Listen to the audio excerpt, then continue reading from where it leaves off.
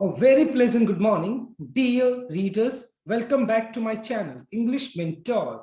Today, we are going to analyze the editorial of 29th April. So let us start this editorial in detail. The title of this editorial is Myanmar's Woes. तो Myanmar क्या एक country हो गया और whose का मतलब हो गया डिफिकल्ट टाइम, यानी कि म्यांमार के अंदर अभी एक संकट की स्थिति पैदा हो गई है। तो इसी बात को हम इस एडिटोरियल में डिस्कस करने वाले हैं। So let us start this editorial.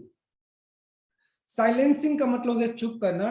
Miss Suu की यानी मिस सू की जो कि एक स्टेट काउंसलर है, कहाँ की, म्यांमार की, जो कि प्रोमिनेंट पॉलिटिकल फेस है, उनको चुप करना विल नॉट हेल्प, किसी भी तरीके से मदद नहीं करेगा जुंटा। जुंटा क्या है? ये एक मिलिट्री ग्रुप है जिसने अपनी पावर का यूज करके, तख्ता पलट करके म्यांमार की जो पावर है वो अपने हाथों में ले ली है। तो junta Titan it's control over a rebellious country. Rebellious का मतलब होगा विद्रोही। तो मिस सू की को चुप करने से जुंटा को किसी भी तरह का कोई फायदा नहीं होगा और जुंटा टाइट नहीं कर पाएगा, यानी अपनी जो पावर है, अपनी जो शक्ति है, उसको और भी ज्यादा टाइट नहीं कर पाएगा, क्योंकि जो म्यांमार है वो एक रेबेलियस कंट्री है, वहां पर हमें विद्रोह देखने को अक्सर मिलता है।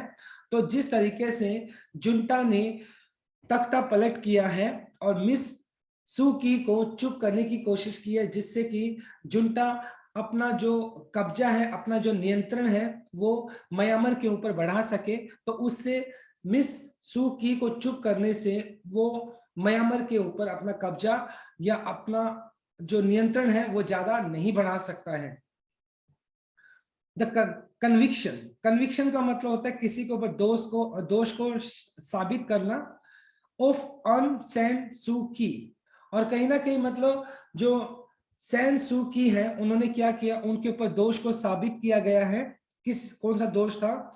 Myanmar deposed. डिपोज का मतलब हो गया जिसको पद से हटा दिया गया हो। स्टेट काउंसलर, जो मिस सू की है वो स्टेट काउंसलर थी जिनको पद से हटा दिया गया और उनके ऊपर दोष को क्या किया गया, प्रूव किया गया, साबित किया गया है। And pro democracy leader. Pro democracy का मतलब हो गया सपोर्टर ऑफ डेमोक्रेसी, और जो मिस सू की है वो एक लोकतंत्र की समर्थक भी है, लीडर है। इन अ करप्शन केस, और उनके ऊपर किस के चार्जेस लगाए हैं? उनके ऊपर करप्शन के चार्जेस लगाए हैं। करप्शन मतलब भ्रष्टाचार के चार्जेस लगाए हैं उनके ऊपर। Shows nothing but desperation of junta to silence her. और ये सारी चीजें जिस तरीके से उनके ऊपर करप्शन के चार्जेस लगाए हैं और तख्ता पलट करके उनको मतलब उस पावर से हटा दिया है और जुंटा ने पूरी पावर को अपने हाथों में ले लिया है, ये सारी चीजें क्या दिखाती है? Shows nothing but the desperation. Desperation का मतलब बेचैनी of junta to silence her, और कहीं ना कहीं जुंटा जो एक मिलिट्री ग्रुप है, ये उसकी एक तरीके से बेचैनी को दिखाते हैं और वो क्या करना चाहते हैं, वो उसको चुप करना चाहते हैं। किसको? मिस सू की को चुप करना चाहते हैं और म्यांमार की जो पूरी की पूरी जो पावर है उसको अपने हाथों में कैप्चर करना चाहते हैं, उस पर कब्जा करना चाहते हैं। फॉर द मिलिट्री, जहां तक मिलिट्री की बात की जाए, विच सीम्स डिटरमाइंड। डिटरमाइंड का मतलब है एक तरीके से दृढ़ निश्चय लेना, to destroy the South East Asian nations popular democracy. और कहीं ना कहीं मतलब जो मिलिट्री है, वहां का जो सैन्य बल है म्यांमार का, वो ऐसा दिखाई पड़ता है कि मान लो उसने दृढ़ निश्चय किया हुआ है क्या करना, डिस्ट्रॉय करने के लिए वहां की जो डेमोक्रेसी है उसको वो खत्म करना चाहते एक तरीके से। मिस सू की अंडर हाउस अरेस्ट, और मिस सू की को क्या किया गया, उसको निगरानी में रखा गया है। हाउस अरेस्ट का मतलब निगरानी में रखना। Ever since the February 2021 coup. Coup का मतलब होता है तख्ता पलटना, और 2021 के अंदर, फरवरी के महीने के अंदर मिस सू की, उसकी जो सरकार थी उसका तख्ता पलट दिया गया था, और तब से लेकर अभी तक उनको हाउस अरेस्ट के अंदर रखा गया, उनको निगरानी में रखा गया है। रिमेन्स दी एनिमी नंबर 1, और कहीं ना कहीं मतलब जो मिस सू की है वो मिलिट्री फोर्सेस के लिए एक नंबर की एनिमी बनी हुई है, दुश्मन बनी हुई है। द कन्विक्शन, दोष को साबित करना इन ए कैंगरू कोर्ट। कैंगरू कोर्ट कौन सा होता है? एक तो होता है जो लीगल कोर्ट होती है जिसमें पूरे लॉ एंड ऑर्डर को फॉलो किया जाता है, और कैंगरू कोर्ट होगी एक तरीके से इलीगल कोर्ट जिसको आप बोल सकते हैं। was based on the testimony. Testimony का मतलब हो गया एविडेंस, सबूत, of the former chief minister of Yangon, who claimed that he had handed over to her $6 lakh and gold in return of for favors। और कहीं ना कहीं जो मिस सू की के ऊपर जो चार्जेस लगे हैं वो चार्जेस लगे करप्शन के ऊपर। तो कहीं ना कहीं मतलब जो कैंगरू कोर्ट है, कैंगरू कोर्ट हो गया इलीगल कोर्ट के अंदर, ये दोष को साबित किया गया है। ये जो साबित किया गया है वो किसके ऊपर बेस है? एक एविडेंस के ऊपर बेस है, टेस्टिमनी, मतलब टेस्टिमनी जिसको एक एविडेंस के ऊपर बेस्ड है, जिसके अंदर जो फॉर्मर चीफ मिनिस्टर है येनगॉन ने मतलब इस बात का क्लेम किया है, दावा किया था कि उन्होंने क्या किया था, हैंड ओवर किया था, सौंपा था क्या, $6 लाख के आसपास और कुछ सोना, मतलब फेवर के तौर पर उन्होंने क्या किया था, मिस सू की को उन्होंने क्या किया था, उनको दिया था। और ये जो बात हुई है उनकी टेस्टिमनी के हिसाब से, सबूत, टेस्टिमनी का मतलब जब आप किसी के मतलब अपना एक मतलब एविडेंस देते हो किसी के लिए तो उसको बोल सकते हैं हम एक तरीके से, राइट, गवाही दे सकते हैं। तो ये गवाही थी किसकी थी? फॉर्मर चीफ मिनिस्टर येनगॉन की गवाही थी कि उन्होंने मिस सू की को क्या दिया था, उन्होंने $6 लाख और कुछ सोना उन्होंने फेवर के तौर पर उनको दिया था। द प्रोसिक्यूशन का मतलब अभियोग चलाना, हैज प्रेजेंटेड नो एविडेंस, लेकिन प्रोसिक्यूशन ने, जिसने अभियोग चलाया है, उन्होंने मिस सू की के अगेंस्ट किसी भी तरह का कोई एविडेंस प्रस्तुत नहीं किया है, सिर्फ टेस्टिमनी दी है, गवाही दी है। शी वाज कन्विक्टेड, कन्विक्टेड का मतलब दोष साबित करना, earlier on 5 years other charges, और उनके ऊपर दोष को साबित करके 5 सालों के लिए दूसरे चार्जेस भी लगे थे और उनको 5 सालों के लिए क्या कर दिया था, सेंटेंस टू 5 दूसरे चार्जेस और लगे थे उनके ऊपर, मिस सू की के ऊपर 5 दूसरे और चार्जेस भी लगाए गए थे और उनको सेंटेंस टू का मतलब हो गया जेल भेज देना, यानी सेंटेंस का मतलब हो गया वैसे पनिश करना, टू 6 years इन जेल, और उनको 6 सालों के लिए जेल भेज दिया गया। इन द करप्शन केस, और जहां तक भ्रष्टाचार का जो केस है उसकी अगर बात की जाए, the court gelled her for 5 years, और भ्रष्टाचार केस के लिए उनको क्या किया गया, 6 साल की सजा दी गई है, उनको जेल भेजा गया। The junta has slapped more cases on her, वैसे स्लैप का मतलब थप्पड़ मारना होता है, स्लैप का मतलब यहाँ पे इम्पोज करना हो गया, और जुंटा ने क्या किया है, और भी केसेस के अंदर उनको फंसाने की कोशिश की है विद अ क्लियर ऑब्जेक्टिव, और ये साफ साफ मंशा दिखाई पड़ती है उनका, जुंटा जो एक मिलिट्री ग्रुप है उनका ये साफ साफ उद्देश्य दिखाई पड़ता है, of keeping the 76 years old leader in prison, और वो 76 साल की जो मिस सू की, जो एक पॉलिटिकल लीडर है, जो कि प्रोमिनेंट फेस है म्यांमार का, उनको वो प्रिजन के अंदर रखना चाहते हैं, जेल के अंदर रखना चाहते हैं। सिंस द कूप का मतलब है तख्ता पलट देने के बाद, तख्ता पलटने के बाद, it has arrested 10,300 political prisoners, और जुंटा जो मिलिट्री ग्रुप है उसने कम से कम 10,300 के आसपास जो पॉलिटिकल राजनीतिक जो प्रिजनर है, कैदी हैं, उनको अरेस्ट किया है, including most of the elected law makers of Miss Suu Kyi national league for democracy, और ज्यादातर जो उनके जो जुंटा जो मिलिट्री ग्रुप है जिन्होंने अरेस्ट किया है, पॉलिटिकल जो लीडर्स हैं, वो 10,300 के आसपास किए हैं, उन्होंने अरेस्ट किया है, और उनमें ज्यादातर जो अरेस्ट किए गए हैं वो मिस सू की जो नेशनल लीग फॉर डेमोक्रेसी जो पार्टी है उसके जो लॉ मेकर्स है, जो कानून बनाने वाले हैं, यानी उन्हीं के पॉलिटिकल पार्टी के जो सदस्य हैं, मेंबर हैं, उनको क्या किया गया है, उनको अरेस्ट किया गया है। तो इस तरीके से जुंटा ने क्या किया है, जुंटा ने एक तरीके से रिवेंज लेने की कोशिश की है, इस तरीके से। Yes, the forces have also killed at least 1,798 civilian, और ये जो फोर्सेस है, जो जुंटा मिलिट्री ग्रुप है, उसने क्या किया है, 1798 के आसपास क्या किया है, जो सिविलियन है, जो आम जनता है, उसको भी मार दिया है। एंड थ्रेटन का मतलब धमकी देना, टू अनानिहिलेट का मतलब है नरसंहार करना, ऑल अपोनेंट्स मतलब अगर कोई भी मतलब जुंटा ग्रुप के अगेंस्ट आवाज उठाएगा तो वो नरसंहार भी कर सकते हैं। तो इस तरीके से मतलब कहीं ना कहीं जुंटा ने क्या किया है, जुंटा ने वहां के पॉलिटिकल लीडर्स को जेल में डाल दिया एक तरीके से, और दूसरा जो नरसंहार किया है और सिविलियन को भी मारा है, जिससे कि जुंटा अपना जो पावर है, डोमिनेशन है, वो म्यांमार के ऊपर एस्टेब्लिश कर सके, स्थापित कर सके। Myanmar military is one of the most stubborn का मतलब होता है वैसे ढीठ कह सकते हो, एनिमीज ऑफ डेमोक्रेसी।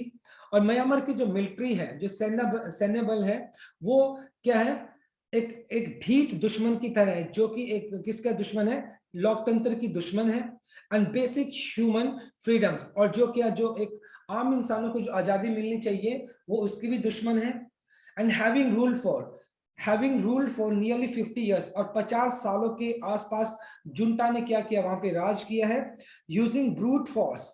ब्रूट का मतलब क्रूर होता है, फोर्स का मतलब बल, और बल का यूज करके उसने किया 50 सालों तक म्यांमार के ऊपर राज किया है। But even in the darkest moments, लेकिन मतलब जब म्यांमार के अंदर चारों तरफ अंधेरा छाया हुआ था, उन पलों के अंदर भी, पास्ट इतिहास के अंदर पीछे अगर देखा जाए, there was a popular resistance का मतलब एक तरीके से प्रतिरोध, और फिर भी वहां पर एक तरीके से प्रतिरोध बना हुआ था। एक पर्टिकुलर सेक्शन था जो कि जुंटा का जो एक डोमिनेशन है उसके अगेंस्ट खड़ा हुआ, और वो प्रतिरोध वहां पर देखने को मिला। ओवर द पास्ट 3 डेकेड्स, और 30 सालों से अगर देखा जाए, 3 दशकों से देखा जाए, मिस की हैज बीन द इम्बॉडीमेंट का मतलब एक तरीके से मिसाल, एक मिसाल की तरह प्रस्तुत करना अपने आप को, ऑफ द रेजिस्टेंस, और कहीं ना कहीं उस प्रतिरोध को जो जुंटा के अगेंस्ट, जुंटा क्या है, मिलिट्री ग्रुप है जो अपना डोमिनेशन दिखाता है, और उसके अगेंस्ट मिस की ने क्या किया, अपने आप को एक मिसाल की तरह प्रस्तुत किया है। बिटवीन 1989 और 1989 की अगर बात की जाए, 1989 से लेकर 2010 के बीच का जो टाइम पीरियड है, she spent 15 years under house arrest, और 15 साल उन्होंने इस पर्टिकुलर टाइम पीरियड के अंदर देखा जाए तो उनके ऊपर निगरानी रखी गई है, उसको घर में डिटेन करके रखा गया है। द मिलिट्री फेस्ड, और जहां की जुंटा ग्रुप की अगर बात की जाए तो मिलिट्री को भी बहुत सारे चैलेंजेस का सामना करना पड़ता है, विद इंटरनेशनल आइसोलेशन का मतलब अलग कर देना। तो कहीं ना कहीं जो दूसरे जो देश हैं वो म्यांमार के साथ किसी भी तरह का रिलेशन नहीं रखना चाहते हैं, तो मिलिट्री को क्या, military face with international isolation का अलग हो जाना एक तरीके से, क्योंकि जुंटा ने अपना डोमिनेशन वहां पर लगाने की कोशिश की है, जिससे कि जो अंतरराष्ट्रीय जो दूसरे देश हैं वो क्या है, वो दूसरे देश जो है वो म्यांमार के साथ किसी भी तरह का कोई रिलेशन रखना नहीं चाहते हैं। एंड ग्रोइंग डोमेस्टिक एंगर, और एट द सेम टाइम जो वहां की जनता है उनके अंदर भी गुस्सा बढ़ रहा है। अग्री टू रिलीज हर और कहीं ना कहीं मतलब ये जो मिलिट्री है, जुंटा जो है, वो इन चीजों को देखते हुए, एक तो इंटरनेशनल आइसोलेशन को देखते हुए, और जो इंटरनल जो डोमेस्टिक जो एंगर है उसके अगेंस्ट, जुंटा ग्रुप के अगेंस्ट, तो वो देखते हुए उन्होंने इस बात के लिए अग्री किया, सहमत किया कि वो उसको छोड़ देंगे, रिलीज कर देंगे, किसको, मिस सू की को वो रिलीज कर देंगे, and share power with civilian, और वो क्या करेंगे, जो पावर है वो जो आम जनता है उनके साथ शेयर करेंगे, and through a quasi democratic arrangement, quasi democratic अर्ध लोकतांत्रिक समझौते के तहत, जिसके अंदर आधी पावर जो रहेगी वो मिलिट्री के पास रहेगी, और आधी पावर जो रहेगी जो पॉलिटिकल लीडर है उनके पास रहेगी। तो इस समझौते के तहत उन्होंने मिस सू की को रिलीज करने की बात कही। दे बार्ड का मतलब हो गया एक तरीके से बैन करना, हर फ्रॉम बिकमिंग प्रेसिडेंट, लेकिन उन्होंने मिस सू की को मतलब बैन किया प्रेसिडेंट बनने से, यानी कि कहीं ना कहीं प्रेसिडेंट बनने से, राष्ट्रपति बनने से उनको साफ साफ मना कर दिया। एंड रिजर्व की पोर्टफोलियो, और जो मुख्य जो पोर्टफोलियो है, डेजिग्नेशन है, उसको रिजर्व कर दिया एक तरीके से, इंक्लूडिंग दी डिफेंस मिनिस्ट्री, और खासतौर पर जो डिफेंस मिनिस्ट्री है उसको जनरल के लिए, यानी जो मिलिट्री के अंदर जो जनरल्स हैं वो ही उस पोर्टफोलियो को क्या करेंगे, संभालेंगे। तो कहीं ना कहीं डिफेंस का जितना भी मतलब पोर्टफोलियो है वो जुंटा जो ग्रुप है वहां पर जो जनरल्स हैं, जो मिलिट्री ऑफिशियल्स हैं, वो उसको हैंडल करेंगे। स्टिल 2015 एंड 2022, 2015 और 2020 के अंदर इलेक्शन सा ओवरवेलमिंग, फुल ऑफ कैपेसिटी कह सकते हो, public support for her party. और 2015 और 2020 के अंदर जो मिस सू की है, उनकी पार्टी को बहुत ज्यादा एक सपोर्ट मिला था जनता से। एंड द कंट्री विटनेस, और कंट्री ने इस बात को विटनेस किया, इस बात को देखा, bearing the military crackdown on Rohingya Muslim. और कहीं ना कहीं मतलब जो मुस्लिम्स थे, रोहिंग्या मुस्लिम्स थे, उनके ऊपर किसी भी तरह की कार्रवाई नहीं की। Relative stability and growing economic opportunities. और कहीं ना कहीं मतलब जब उनकी पार्टी पावर में थी तो उस टाइम जो रोहिंग्या जो मुस्लिम्स हैं उनके ऊपर किसी की तरह की कार्रवाई नहीं की, और एक स्टेबल गवर्नमेंट उन्होंने फॉर्म की थी। और एट द सेम टाइम जो ग्रोइंग इकोनॉमिक अपॉर्चुनिटी, और जब वो पावर में थी मिस सू की, तो उनका जो इकोनॉमिक अपॉर्चुनिटीज थी, जो आर्थिक जो अवसर थे, वो भी ज्यादा पैदा हुए थे उस time. But the military was worried, लेकिन मिलिट्री जो थी, जुंटा जो मिलिट्री ग्रुप है, वो इस बात को लेकर चिंतित था, वेदर एंड इंक्रीजिंगली पॉपुलर, क्योंकि जो मिस सू की है वो क्या हो रही थी, लगातार पॉपुलर हो रही थी। इंक्रीजिंगली मतलब बढ़ती हुई, increasingly, give me one second, increasingly popular, और उनकी जो पॉपुलैरिटी थी वो लगातार बढ़ती जा रही थी। पावरफुल मिस सू की, और उनकी जो पावर है वो लगातार बढ़ती जा रही थी। हर सेकंड कंसेक्यूटिव का मतलब लगातार इलेक्शन, यानी 2015 में भी उन्होंने जीत हासिल की और 2020 के अंदर भी उन्होंने जीत हासिल की। और ये जो पॉपुलैरिटी को देखते हुए जो जुंटा जो मिलिट्री ग्रुप है, वो इस बात को देखकर बहुत ज्यादा चिंतित था।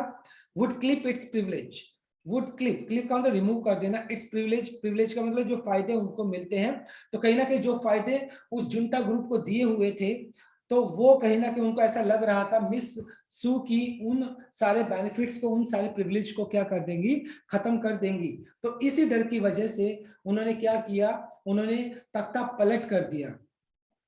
दिस वॉज द फियर, ये वही डर था, दैट प्रॉम्प्टेड का उकसाना द जर्नल्स, और जो मिलिट्री ग्रुप के जो ऑफिशियल्स थे, उन्होंने क्या किया, टू स्टेज का मतलब डिस्प्ले करना, एक तरह से अनदर कू। और ये डर था जिसकी वजह से जो मिलिट्री ऑफिसर्स है उन्होंने तख्ता पलट कर दिया। They may have succeeded in reversing Myanmar limited experiment. ये हो सकता है कि जो जुंटा ग्रुप के जो मिलिट्री ऑफिशियल्स हैं, उन्होंने वो इस बात में तो सफल हो गए कि उन्होंने म्यांमार की जो लिमिटेड जो एक्सपेरिमेंट था, तो उसको क्या कर दिया, उन्होंने डेमोक्रेसी को खत्म तो कर दिया एक तरीके से, क्योंकि उन्होंने अपना डोमिनेशन वहां पे जमा लिया। But the coup has also wreaked havoc on the country। wreaked havoc का मतलब हो गया एक तरीके से कहर बरपाना। लेकिन ये जो तख्ता पलट किया गया, इस तख्ता पलट ने क्या किया, पूरी कंट्री के ऊपर एक तरीके से कहर बरपा दिया, पूरी की पूरी कंट्री के ऊपर एक तरीके से कहर बरस पड़ा। The opposition has taken up arms, और जो अपोजिशन पार्टी थी उन्होंने भी क्या किया, हथियार उठा लिए। किसके अगेंस्ट हथियार उठा लिए, उन्होंने हथियार उठा लिए थे, किसके अगेंस्ट, उन्होंने हथियार उठा लिए, जुंटा के अगेंस्ट उन्होंने हथियार उठा लिए थे।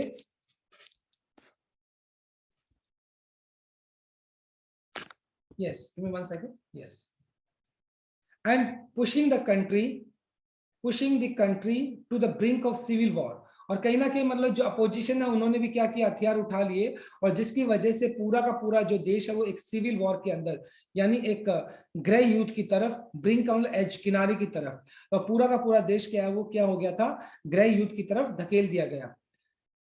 अ नेशन वाइड स्ट्राइक का मतलब ऐसे अटैक करना होता है, has crippled the countries economy, और पूरा का पूरा देश जो है संकट की स्थिति में पैदा हो गया, जिसकी वजह से क्रिपल्ड का मतलब ऐसे पंगु बन जाना, या एक तरीके से हैंडीकैप हो जाना, और पूरी की पूरी जो अर्थव्यवस्था है म्यांमार की, वो बहुत ज्यादा क्या हो गई, खराब हो गई।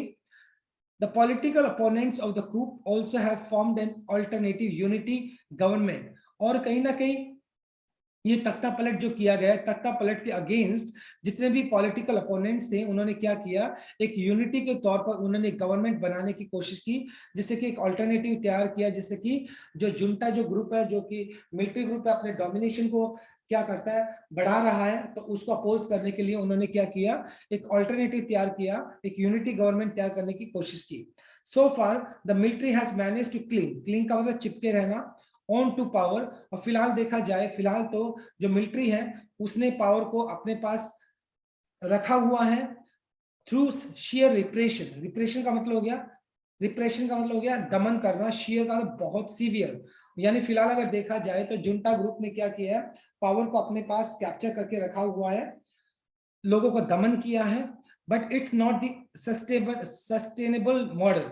सस्टेनेबल का मतलब स्थायी, लेकिन ये जो जिस तरीके से जुंटा ने पावर को कैप्चर किया है और सरकार मतलब वो फिलहाल देश को चला रही है, तो ये कोई स्थायी एक मॉडल नहीं है।